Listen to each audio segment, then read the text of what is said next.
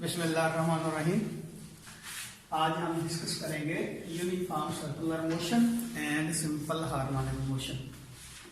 तो इस चैप्टर के आगाज में मैंने ये बताया था कि vibratory motion basically linear motion और सर्कुलर मोशन के कैरेक्टरिस्टिक्स रखती है। तो अगर हम सर्कुलर मोशन को कंसिडर करते हैं और उसको इस्तेमाल करके हम डिफरेंट जो पैरामीटर हैं वाइब्रेटरी मोशन के उसको डिस्कस करते हैं तो डेफिनेटली ये एक इजी मेथड होगा। तो इसमें पहले हम क्या करते हैं, पहले हम ये कोशिश करते हैं कि हम देखें कि सिंपल हार्मोनिक मोशन और सर्कुलर मोशन में कोई रिलेशनशिप भी है या नहीं है। तो उसको समझने के लिए हम पहले एक एग्जांपल आपके सामने रखते हैं। ये देखिए, ये आपके पास एक फिक्स स्पोर्ट है, इसके साथ आप एक इलास्टिक स्प्रिंग जो है उसको अटैच करते हैं और यहां जो है पॉइंटर लगा देते हैं और पॉइंटर के नीचे जो है यहां एक लोड अटैच कर देते हैं। अब अगर हम इस लोड को डिस्प्लेस करते हैं अपवर्ड डायरेक्शन में, ऊपर उठाते हैं थोड़ा सा और फिर छोड़ देते हैं तो क्या होगा, ये पॉइंटर जो है इस तरह अप एंड डाउन मूव करेगा। तो ये अप एंड डाउन इसकी पोजीशन इस तरह जाएगी, ऊपर नीचे जो है वो मूव करेगा और डेफिनेटली ये जो मोशन होगी पॉइंटर की ये सिंपल हार्मोनिक मोशन होगी। अब ये कह लें कि ये कोई ए पॉइंट है, ये कोई बी पॉइंट है, ये कोई सी पॉइंट है। तो ये जो सी पॉइंट है बेसिकली ये हमारा नी पोजीशन है, इक्विलिब्रियम पोजीशन है इस पॉइंटर की।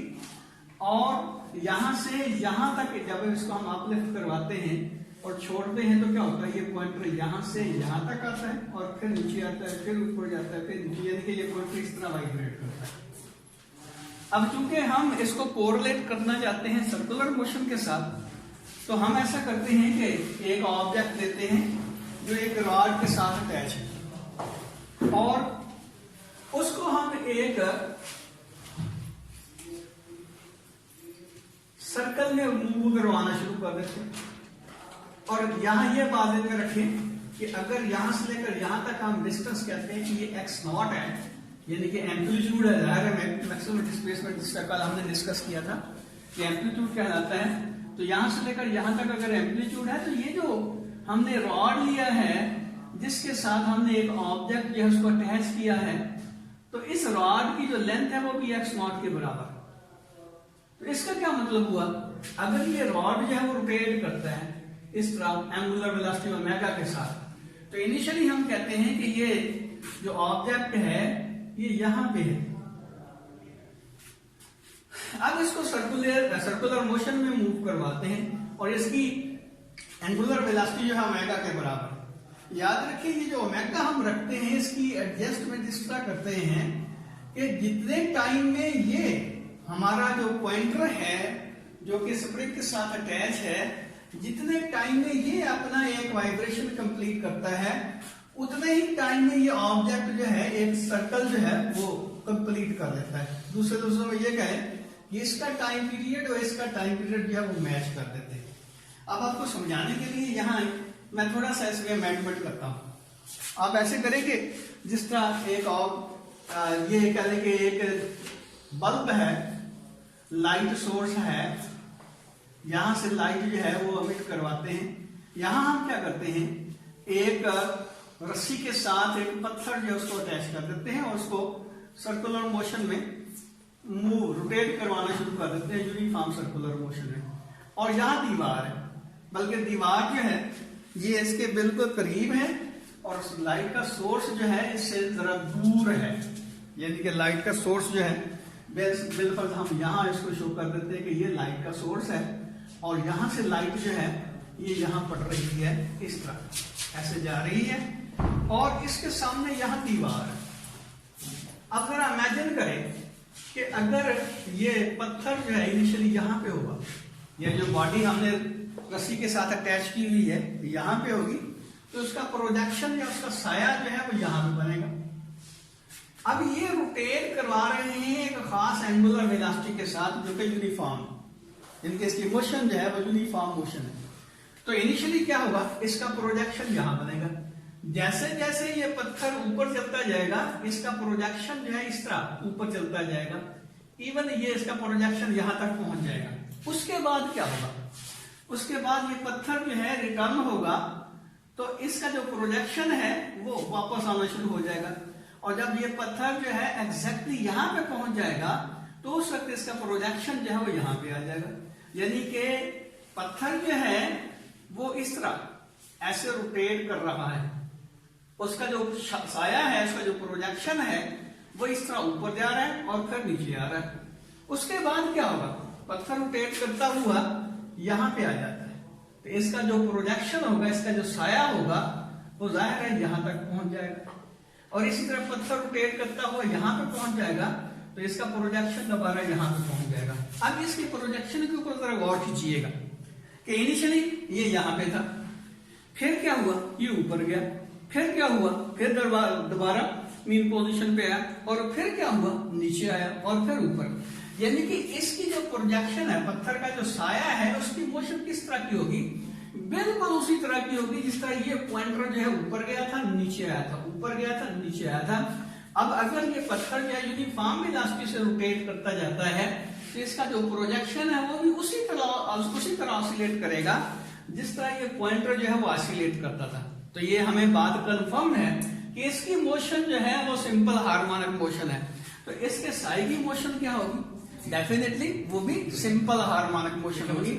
और अगर हम ये कहते हैं कि इसका टाइम पीरियड जो है टी के बराबर है, तो जरा इमेजिन करें कि अगर हम स्टारवॉच जो है उसका काम करते हैं जब पॉइंटर यहां पे था, तो इस पॉइंट पे टी की वैल्यू 0 के बराबर थी, और फिर क्या हुआ, जब टाइम पीरियड जो है T/4 गुजर चुका तो ये पॉइंटर कहां जाएगा, यहां पे, यानी कि 1/4 टाइम पीरियड के बाद ये जो पॉइंटर है इस पॉइंट के ऊपर होगा, यानी कि T/4 टाइम के ऊपर ये पॉइंटर जो यहां पे होगा, और फिर ये रिटर्न बैक होगा ओरिजिन पे या मीन पोजीशन पे जब आएगा तो इसको टाइम कितना गुजर चुका होगा, यानी कि यहां से यहां तक वापस आ गया, इसको टाइम लगेगा T/2, half of the time period.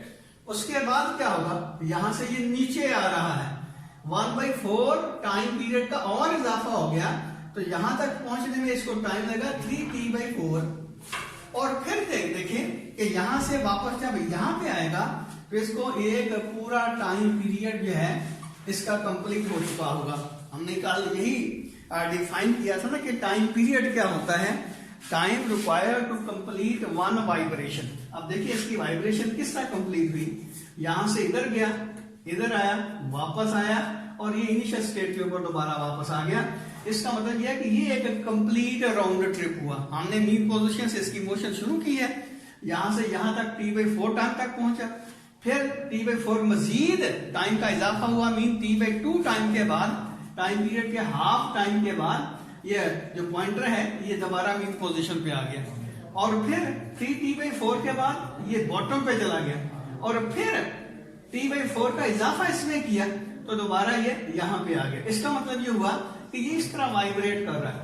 अब इसको जरा देखें इस फॉर्म में कि इसका जो प्रोजेक्शन है, अगर हम टाइम पीरियड लेते हैं, यहां टाइम लेते हैं यहां पे 0 के बराबर, तो ये यहां से यहां तक पहुंच गया, तो ये इसने एंगल कितना स्वीप किया, इसको थीटा कह लें, ये 90 डिग्री कह लें, या π/2 रेडियन कह लें, π/2 रेडियन या 90 डिग्री कह लें। तो इधर तो इसने 90 डिग्री या π/2 रेडियन कंप्लीट किया, उधर ये पॉइंटर इसका जो प्रोजेक्शन है वो यहां पे पहुंच गया, यानी कि इसको जो टाइम लगा यहां से लेकर यहां तक पहुंचने में वो T/4 के बराबर लगा। और फिर क्या हुआ, मजीद यहां से जब यहां पहुंचा है तो ये एंगल बना है इसका पाई रेडियन या 180 डिग्री, 180 डिग्री या पाई रेडियन, 180 डिग्री हो गया या पाई रेडियन हो गया। तो दोबारा ऑब्जेक्ट का जो प्रोजेक्शन है ये मीन पोजीशन पे आ गया। और इसी तरह जब इसने यानी कि इसको हमने मजीद T/4 का टाइम दिया तो ये बॉटम पे चला गया, बॉटम पे जब चला गया तो इसका प्रोजेक्शन यहां पे आ गया। इसका मतलब यह है कि यहां पे इसका जो टाइम होगा वो 3T/4 के इक्वल होगा, और उस वक्त एंगल कितना बनेगा, ये एंगल बनेगा थीटा, ये कितना होगा 270 डिग्री या 3π/2 के बराबर होगा।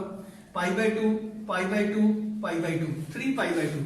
और इसी तरह अगर मजीद इसमें p/4 एडअप कर देते हैं तो ऑब्जेक्ट यहां पे चला जाएगा और इसने एंगल जो स्वीप किया है वो 2π रेडियन के बराबर या 360 डिग्री कंप्लीट हो गया। और थीटा जो है रेडियन में अगर हम इसको मेजर करें तो ये 2π रेडियन के बराबर हुआ। इसका मतलब ये हुआ बेसिकली कि जिस तरह इसकी जो मोशन है, इसके प्रोजेक्शन की जो मोशन है, बिल्कुल उसी तरह इस पॉइंटर की मोशन है।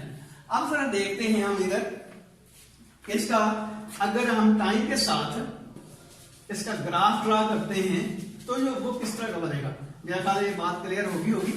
तो यहां देखिए ये हमारा ऑब्जेक्ट है। हम ऐसा करते हैं कि बजाय इसके कि ये कॉन्सेप्ट लेंगे कि इधर दीवार बनी हुई है, हम ऐसा करते हैं कि इसका वन डायमेंशनल व्यू लेते हैं। बिल्कुल इसी तरह देखें जिस तरह अगर आपका एक दोस्त है, वो दूसरा साइकिल चलाया आ रहा है और आप बिल्कुल उसके सामने ही इस तरह आपकी तरफ वो आ रहा है, तो आप उसके पैडल को देखें तो उसके पैडलिंग जो वो कर रहा है वो इस तरह करेगा, ऐसे। यानी कि आपको महसूस होगा कि ये ऊपर जा रहा है, नीचे आ रहा है, ऊपर जा रहा है, नीचे आ रहा है, ऊपर जा रहा है, नीचे। यानी कि इसकी जो मोशन होगी एग्जैक्टली उसी तरह की होगी जिस तरह सिंपल पेंडुलम की मोशन होती है, या कह लें कि मास स्प्रिंग सिस्टम जो है, जिस तरह ये वर्टिकल सिस्टम मैंने आपके सामने रखा है, जिस तरह इसकी मोशन है उसी तरह इसकी मोशन होगी। यानी कि हम बेसिकली क्या देख रहे हैं, साइकिल का जो पेडल है वो इस तरह रोटेट कर रहा है, लेकिन हमारा जो व्यू है वो वन डायमेंशनल है। 2 डायमेंशन हम इस तरह इस मोशन को तो ऑब्जर्व ही नहीं कर सकते, इस मोशन को ऑब्जर्व कर रहे हैं हम। इसका मतलब ये हुआ कि हम ये सिंगल एक्सिस के अलावा इसकी जो मोशन है उसको ऑब्जर्व करते हैं। तो बेसिकली सर्कुलर मोशन जो होती है वो 2 डायमेंशन में होती है। एक ही वक्त में बॉडी जो है एक्स एक्सिस की तरफ भी चल रही होती है और वाई एक्सिस की तरफ भी चल रही होती है, लेकिन हम इसका एक एक्सिस जो है उसके अलावा इसकी मोशन जो है आप ऑब्जर्व कर रहे हैं। तो ये देखिए हम इसका वर्टिकल एक्सिस ले लेते हैं, समझाने के लिए मैं कहता हूं कि इसका ये वाई एक्सिस है। अब ये जो ऑब्जेक्ट है ये कहने का ओरिजिन O है, ये इसका स्टार्टिंग पॉइंट O1 के ऊपर है। अब यहां से बॉडी ने मूव करना शुरू किया तो इसका जो प्रोजेक्शन होगा, इसका जो साया होगा इस डायामीटर के ऊपर, वो कहां पे बनेगा, ये देखिए यहां पे। और इसका जो प्रोजेक्शन है उसको हम N से शो करते हैं, ये N पॉइंट है। अब देखिए जब बॉडी यहां पे थी तो N पॉइंट यहां पे था, जैसे जैसे बॉडी ऊपर जा रही है N पॉइंट जो ऊपर चलता जा रहा है। यानी कि आप देखें कि हम इसका जो साया है इस लाइन के ऊपर या इस प्लेन के ऊपर ऑब्जर्व कर रहे हैं। तो इसका क्या मतलब हुआ, यहां से ये यहां तक पहुंचा है तो ये N पॉइंट यहां से यहां तक पहुंच गया, और उस वक्त इसने एंगल स्वीप किया है 90 डिग्री के इक्वल या π/2 रेडियन के बराबर। उसके बाद क्या हुआ, ये ऑब्जेक्ट जो है इधर से इधर जा रहा है, इधर से इधर जा रहा है, इसका साया किधर जाएगा, ऊपर से नीचे की तरफ आएगा। इसका मतलब जब बॉडी यहां पे होगी तो इसका प्रोजेक्शन जो है इस एक्सिस के ऊपर, यानी कि N पॉइंट से, जिसको हमने N पॉइंट से शो किया है, तो N पॉइंट जो है यहां पे पहुंच जाएगा। अब इसी तरह ये रोटेट करता हुआ जब यहां पे बॉडी पहुंचेगी तो उसका जो प्रोजेक्शन है यानी कि N जो है यहां पे पहुंच जाएगा, और इसी तरह ये मूव करता हुआ यहां पे आएगा। अब इसके N की मोशन को जरा देखिए, N की मोशन बिल्कुल उसी तरह की होगी जिस तरह की इस पॉइंटर की मोशन है। तो यही बात हम डिस्कस कर रहे थे कि जब एक बॉडी जो सर्कुलर मोशन में होती है तो उसका वन डायमेंशनल मोशन जो है एग्जैक्टली सिंपल हार्मोनिक मोशन होता है। तो इसका मतलब ये हुआ कि अगर हम ये पैरामीटर जो है डिफरेंट सिंपल हार्मोनिक मोशन के उसको कैलकुलेट करना चाहें तो ये सर्कुलर मोशन हमें बहुत ज्यादा हेल्पफुल साबित होगी। अभी देखते हैं कि हम किस तरह करते हैं। तो पहले हम ऐसे करते हैं कि इसका ग्राफ ड्रा कर लेते हैं। ग्राफ ड्रा का मतलब करने का मेरा ये है कि ये देखिए हम इसकी पोजीशन जो है, ये N की पोजीशन या इस पॉइंटर की position with respect to time जो है रिकॉर्ड करते हैं। तो इधर हमारा थीटा या टाइम चेंज हो रहा है, और इधर जो है ये मीन पोजीशन से इसका जो डिस्टेंस है जिसको हमने डिस्प्लेसमेंट का नाम दिया है, यानी कि मीन पोजीशन से किसी भी इंस्टेंट के ऊपर जो इसका पोजीशन होगी, इन दोनों पोजीशन के दरमियान जो डिस्टेंस है उसको हमने एक्स से शो किया था। इंस्टेंटेनियस डिस्प्लेसमेंट हमने उसको एज इंस्टेंटेनियस डिस्प्लेसमेंट जो है डिफाइन किया था। तो ये एक्स है। अब बेटे ये देखिए जब टाइम 0 के बराबर होगा, ये हम ऐसा करते हैं कि पहले ही इसके जो इंटरवल है वो ले लेते हैं टाइम के 0, t/2, sorry t/4, t/2, 3t/4 और ये t आ गया। t के लिहाज से भी ले सकते हैं और एंगल के लिहाज से भी ले सकते हैं। एंगल के लिहाज से किस तरह लेंगे, ये जो पॉइंट बनेगा यहां पे थीटा जो होगा वो होगा 90 डिग्री का, यहां पे थीटा जो होगा वो होगा 180 डिग्री का, यहां पे थीटा जो होगा 270 डिग्री का, यहां 360 डिग्री का। ऐसे नहीं, यहां से जब हमने शुरू किया यहां से यहां तक गए तो टाइम लगा इसको t/4 के इक्वल, लेकिन एंगल कितना स्वीप किया इसने 90 डिग्री का। फिर t/4 का मजीद हमने टाइम दिया है तो ऑब्जेक्ट यहां से यहां तक पहुंच गया। अब टाइम हो गया t/2, लेकिन एंगल कितना बना 180 डिग्री का, 190 डिग्री का, 180 डिग्री का, 360 डिग्री का, ये देखें 270 डिग्री का। अब ये देखें कि ऑब्जेक्ट जो है यहां से यहां तक आया, इसका जो प्रोजेक्शन है वो यहां से यहां तक आ गया और टाइम हमने दिया है इसको अब मजीद t/4 का, तो ये 3t/4 हो गया। इसका क्या मतलब हुआ, टाइम 3/4 हो गया तो ये एंगल कितना बना 270 डिग्री का, 180 डिग्री का तो मैं पहले बता चुका ना। अच्छा, और इसी तरह जब ये बॉडी मूव करती है यहां पे आएगा, इस आएगी, इसका प्रोजेक्शन यहां से यहां तक पहुंचेगा, टाइम बन गया है टाइम पीरियड के बराबर और उस वक्त ये एंगल कितना बना टोटल 360 डिग्री का। तो एंगल के लिहाज से भी आप ये एक्सेस ले सकते हैं और टाइम के लिहाज से भी एक्सेस ले सकते हैं। याद रखें हमारा ओमेगा जो है एंगुलर वेलोसिटी जो है वो कांस्टेंट है और हमने पहले भी डिस्कस किया हुआ है। अब मैं एक बार फिर दोबारा बता देता हूं कि ये देखिए ऑब्जेक्ट जब यहां से रोटेट करता हुआ यहां तक पहुंचता है, इसको टाइम जो लगता है वो t के बराबर लगता है और ये जो एंगल इसने स्वीप किया है थीटा, ये 2π रेडियन के बराबर होता है। तो हम कहते हैं कि थीटा जो होता है वो ओमेगा और t के प्रोडक्ट के बराबर होता है। तो इसका क्या मतलब हुआ कि ओमेगा अगर कांस्टेंट होगा तो टाइम के लिहाज से थीटा जो है उसी तरह वेरी करेगा जिस तरह यहां हमने पॉइंट आउट किया, या यहां भी कह लें कि ओमेगा जो होगा थीटा ओवर t के इक्वल होगा। अब ओमेगा 2π के बराबर, सॉरी थीटा 2π के बराबर है और ये t, इसका मतलब ओमेगा जो है 2π ओवर t के इक्वल होगा। अब ये देखें कि 2π अगर कांस्टेंट रहे तो ओमेगा और t एक दूसरे का रेसिप्रोकल चलते हैं। तो कहना ये चाहता था कि जैसे जैसे टाइम हम चेंज करते जाते हैं वैसे वैसे इसका ओमेगा भी चेंज होता जाता है। तो ओमेगा के लिहाज से भी या थीटा भी चेंज होता जाता है। थीटा के लिहाज से भी आप इसका ग्राफ ड्रा कर सकते हैं और टाइम पीरियड के लिहाज से भी इसका ग्राफ जो है वो ड्रा किया जा सकता है। अब ये देखें इनिशियली पॉइंट के ऊपर जब t हम 0 लेते हैं, ये t यहाँ 0 के बराबर है, तो उस वक्त हम कहते हैं कि n जो है वो मीन पोजीशन पे है, या जो पॉइंटर है ये मीन पोजीशन पे है। डिस्प्लेसमेंट की वैल्यू 0 के बराबर, क्योंकि आपको पता है कि हम डिस्प्लेसमेंट शुरू कहां से करते हैं मीन पोजीशन से। तो मीन पोजीशन जो है उसी के ऊपर अगर ऑब्जेक्ट होगा तो उसका distance from the mean position 0 के बराबर होगा, x की वैल्यू 0 होगी। अब ये देखिए जब टाइम जो है वो t/4 का गुजर चुका तो उस वक्त ये एक्सट्रीम पोजीशन पे यानी कि हाईएस्ट पोजीशन पे होगा। ये हाईएस्ट पोजीशन है, सॉरी मैं इसको जरा रेज कर देता हूं। तो ये देखें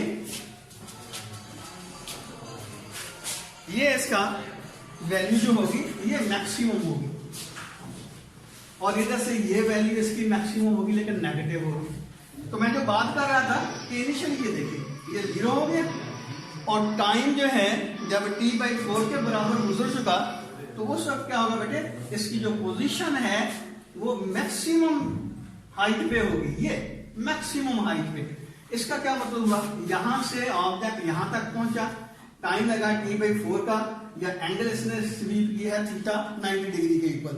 तो ऑब्जेक्ट का अगर हम रिकॉर्ड करें time with respect to position with respect to time तो ये ग्राफ आएगा यहां तक। उसके बाद देखिए t/2 के बाद यानी टाइम पीरियड जब हाफ गुजर चुका, ऑब्जेक्ट यहां से यहां तक पहुंच चुका, इसका साया दोबारा इस पॉइंट के ऊपर आ जाएगा, मीन पोजीशन के ऊपर आ जाएगा, मीन उसका डिस्प्लेसमेंट फिर 0 के बराबर होगा। इसका क्या मतलब हुआ कि मीन पोजीशन पे ये आ गया, डिस्प्लेसमेंट 0 हो गया।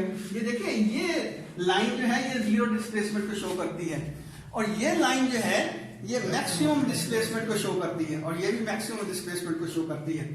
तो ये देखें t/2 एंगल कितना बना पाई रेडियन या 180 डिग्री, अब इसके बाद क्या होगा, मजीद हमने जब टाइम दिया है t/4, तो ऑब्जेक्ट यहां से यहां तक पहुंच गया, इसका प्रोजेक्शन यहां से यहां तक पहुंच गया, या पॉइंटर के लिहाज से देखें तो ये पॉइंटर यहां से यहां तक आ गया है। इसका मतलब यह है कि इस टाइम के ऊपर इसकी पोजीशन फिर ये बन जाएगी, ये बन, और उसके बाद क्या होगा, जब ऑब्जेक्ट यहां से यहां तक पहुंचेगा, उसका प्रोजेक्शन जिसको हमने एन से शो किया था वो मीन पोजीशन पे चला गया, और टाइम जो है टी के बराबर हो गया, टाइम पीरियड के बराबर हो गया, तो इसका ग्राफ कुछ यूं आएगा। अब ये ग्राफ जो हमने थ्योरेटिकली ड्रा किया था, ये ड्रा किया है, यही ग्राफ हमने पहले प्रैक्टिकली भी ड्रा किया था, याद होगा वो मैंने जो आपके सामने एक्सपेरिमेंट किया था कि एक रोलर ये है, एक रोलर ये है, उसके ऊपर एक स्ट्रिप है, ग्राफिकल स्ट्रिप है, उसको हम कांस्टेंट वेलोसिटी से एक डायरेक्शन में मूव करवा रहे हैं,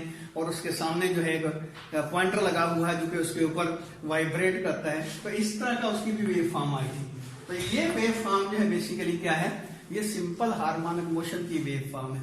ये सारी बातें डिस्कस करने का सिर्फ एक मकसद था, वो ये कि हमें पता चले कि सर्कुलर मोशन को हम वाइब्रेटरी मोशन के साथ किस तरह अटैच कर सकते हैं।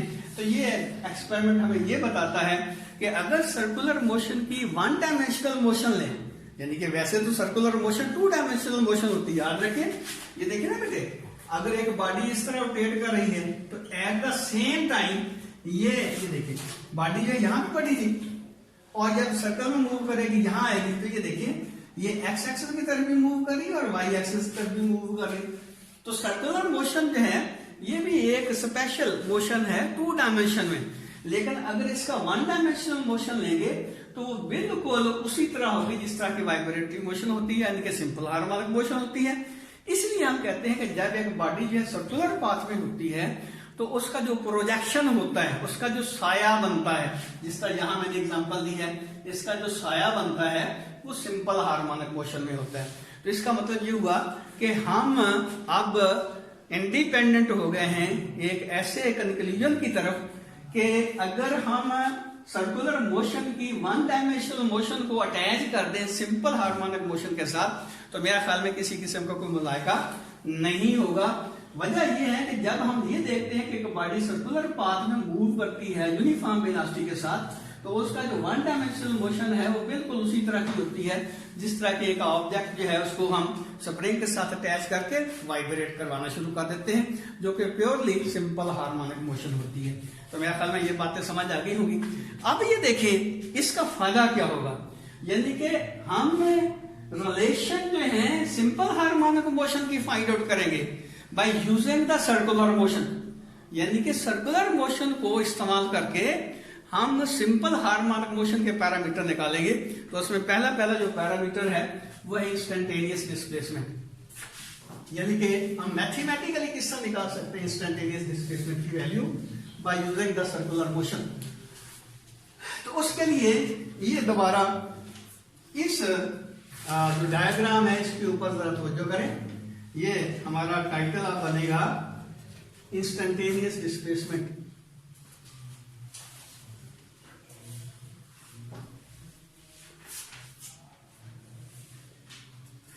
इंस्टेंटेनियस डिस्प्लेसमेंट, तो उसके लिए ये हम देखते हैं फिगर दोबारा, यानी कि एक ऑब्जेक्ट है जो कि इस तरह सर्कल में रोटेट कर रहा है यूनिफॉर्म मोशन के साथ। अब ये देखें ये ओरिजिन है और ये इसकी इनिशियल स्टेट है, यहां पे ऑब्जेक्ट पड़ा हुआ था, लेकिन ये ऑब्जेक्ट जो है वो ओमेगा एंगुलर वेलोसिटी के साथ रोटेट कर रहा है एंटी क्लॉकवाइज डायरेक्शन। कुछ टाइम टी के बाद ये ऑब्जेक्ट यहां से यहां तक पहुंच जाता है और ये इनके पी पॉइंट तक पहुंच जाता है ये ऑब्जेक्ट। तो इसका क्या मतलब हुआ, इसने जो एंगल थीटा स्वीप किया है वो किसके बराबर होगा। फिर मैं बताता हूं कि चूंकि इसकी जो मोशन है वो यूनिफॉर्म मोशन है, एंगुलर मोशन, तो एंगुलर डिस्प्लेसमेंट किस तरह मालूम किया जा सकता है, angular velocity into time, S is equal to V into T, तो theta is equal to omega into T. अब अगली बात ये देखें कि ये हमारा इसका डायमीटर है, वर्टिकल डायमीटर, ये कह लें कि ए पॉइंट है, ये बी पॉइंट है, तो ए बी डायमीटर है, उसके ऊपर हमने इसका प्रोजेक्शन लेना है। तो तो इनिशियली जब ऑब्जेक्ट यहां पे था तो डेफिनेटली उसका प्रोजेक्शन यहां पे था। अब क्या हुआ है, t टाइम के बाद ये यहां पहुंच गया है ऑब्जेक्ट, तो इसका प्रोजेक्शन जो है वो यहां पे होगा। तो जिस तरह यहां हमने कहा कि ये n पॉइंट है, तो ये n पॉइंट है, और याद रखें n पॉइंट जो है वो स्टेबल नहीं होगा, वो ऑसिलेट करेगा, अप एंड डाउन मूव करेगा। क्यों?